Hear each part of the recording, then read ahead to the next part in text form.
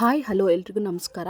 ನಾನಿವತ್ತು ಮಲ್ನಾಡ್ ಸ್ಟೈಲಲ್ಲಿ ಕರಿಮೀನು ಹಾಗೆ ಕಾಯಿ ಟೊಮ್ಯಾಟೊ ಗ್ರೇವಿನ ಹೇಗೆ ಮಾಡೋದು ಅಂತ ಹೇಳಿ ತಿಳಿಸ್ಕೊಡ್ತೀನಿ.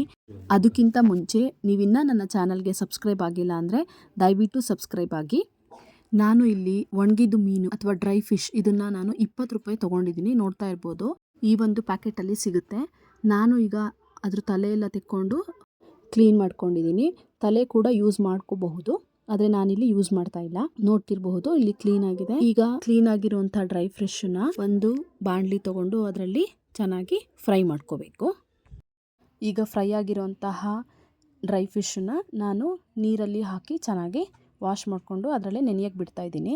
ಈಗ ಅದಕ್ಕೆ ಬೇಕಾಗಿರುವಂತಹ 2 ಕಾಯಿ ಟೊಮೆಟೊನ ತಗೊಂಡಿದ್ದೀನಿ.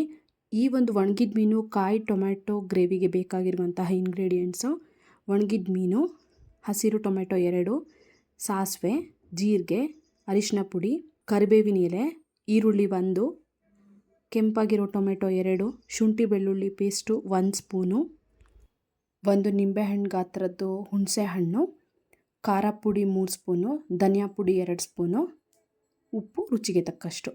ನಾನಿಲ್ಲಿ ಕಾಯಿ ಟೊಮೆಟೊನ ಸ್ಲೈಸಾಗಿ ಕಟ್ ಮಾಡಿ ಇಟ್ಕೊಂಡಿದ್ದೀನಿ, ನೋಡ್ತಿರಬಹುದು. ಹಾಗೆ ಹುಣಸೆ ಹಣ್ಣನ್ನು ಕೂಡ ನೆನೆಸಿಟ್ಕೊಂಡಿದ್ದೀನಿ. ಈಗ ಒಂದು ಕಡಾಯಿಗೆ ಎಣ್ಣೆ ಹಾಕ್ಕೊಂಡು ಸಾಸಿವೆ ಚಿಟಪಟ ಅಂದಮೇಲೆ ಜೀರಿಗೆ, ಕರಿಬೇವಿನ ಸೊಪ್ಪನ್ನ ಹಾಕ್ಕೊಂಡು ಚೆನ್ನಾಗಿ ಫ್ರೈ ಮಾಡ್ಕೋಬೇಕು. ಅದಾದಮೇಲೆ ಹೆಚ್ಚಿಟ್ಕೊಂಡಿರುವಂತಹ ಈರುಳ್ಳಿನ ಹಾಕ್ಕೊಂಡು ಫ್ರೈ ಮಾಡ್ಕೋಬೇಕು. ಇದಕ್ಕೆ ಈಗ ಅರಿಶಿನ ಪುಡಿ ಹಾಕಿ ಸ್ಟಿರ್ ಮಾಡ್ಕೊಂಡ್ಮೇಲೆ ಶುಂಠಿ ಬೆಳ್ಳುಳ್ಳಿ ಪೇಸ್ಟ್ 1 ಸ್ಪೂನ್ನ ಹಾಕ್ಕೋಬೇಕು. ಶುಂಠಿ ಬೆಳ್ಳುಳ್ಳಿ ಪೇಸ್ಟು ಹಸಿ ವಾಸನೆ ಎಲ್ಲ ಹೋದ್ಮೇಲೆ ಸಣ್ಣದಾಗಿ ಹೆಚ್ಚಿಟ್ಕೊಂಡಿರುವಂತಹ 2 ಟೊಮೆಟೊನ ಹಾಕ್ಕೊಂಡು ಫ್ರೈ ಮಾಡ್ಕೋಬೇಕು. ಈಗ ಇದಕ್ಕೆ ಸ್ವಲ್ಪ ಉಪ್ಪು ಹಾಕ್ಕೊಂಡು ಒಂದು 5 ನಿಮಿಷ ಲಿಡ್ನ ಕ್ಲೋಸ್ ಮಾಡಿ ಬೇಯಿಸ್ಕೋಬೇಕು. ನೋಡ್ತಿರ್ಬೋದು ಟೊಮೆಟೊ ಎಲ್ಲ ಚೆನ್ನಾಗಿ ಬೆಂದಿದೆ. ಈಗ ಇದಕ್ಕೆ ಸಣ್ಣದಾಗಿ ಕಟ್ ಮಾಡಿ ಇಟ್ಕೊಂಡಿರುವಂತಹ ಟೊಮೆಟೊ ಕಾಯಿನ ಹಾಕಿ ಸ್ಟಿರ್ ಮಾಡ್ಕೋಬೇಕು. ಟೊಮೆಟೊ ಕಾಯಿ ಹಾಕಿದ್ಮೇಲೆ ಮತ್ತೆ ಲಿಡ್ನ ಕ್ಲೋಸ್ ಮಾಡಿ ಮತ್ತೊಂದು 2 ರಿಂದ 3 ನಿಮಿಷ ಬೇಯಿಸ್ಕೋಬೇಕು. ನೋಡ್ತಿರ್ಬೋದು ಟೊಮೆಟೊ ಕಾಯಿ ಕೂಡ ಬೆಂದಿದೆ.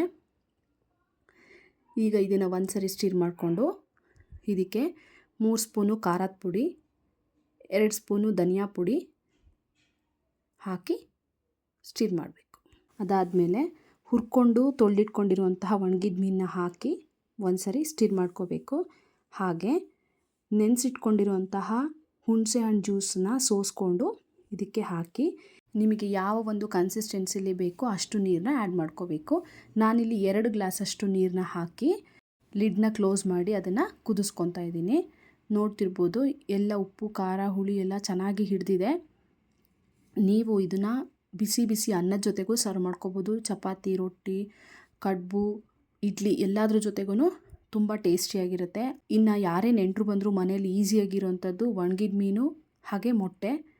ನೀವು ಈ ಥರ ಒಂದ್ಸರಿ ಟ್ರೈ ಮಾಡಿ ನೋಡಿ. ಮಲೆನಾಡಿನ ಸೂಪರ್ ಸ್ಪೆಷಲ್ ಫುಡ್ ಇದು.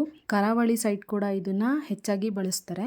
ಸೊ ರೊಟ್ಟಿ ಜೊತೆಗೆ ನಾನು ಇದನ್ನು ಟೇಸ್ಟ್ ಮಾಡ್ತಿದ್ದೀನಿ. ಹಾಗಾದರೆ ತಡ ಮಾಡಬೇಡಿ, ಈಗಲೇ ಒಣಮೀನು ತಂದು ಈ ರೀತಿ ಟ್ರೈ ಮಾಡಿ, ಟೇಸ್ಟ್ ಮಾಡಿ, ಕಮೆಂಟ್ ಮಾಡಿ ಹೇಗಿತ್ತು ಅಂತ ಹೇಳಿ. ನಿಮಗೆ ಈ ರೆಸಿಪಿ ಇಷ್ಟ ಆದರೆ ದಯವಿಟ್ಟು ಲೈಕ್ ಮಾಡಿ, ಇನ್ನೊಬ್ಬರಿಗೂ ಈ ರೆಸಿಪಿನ ಶೇರ್ ಮಾಡಿ. ಥ್ಯಾಂಕ್ ಯು, ಧನ್ಯವಾದಗಳು.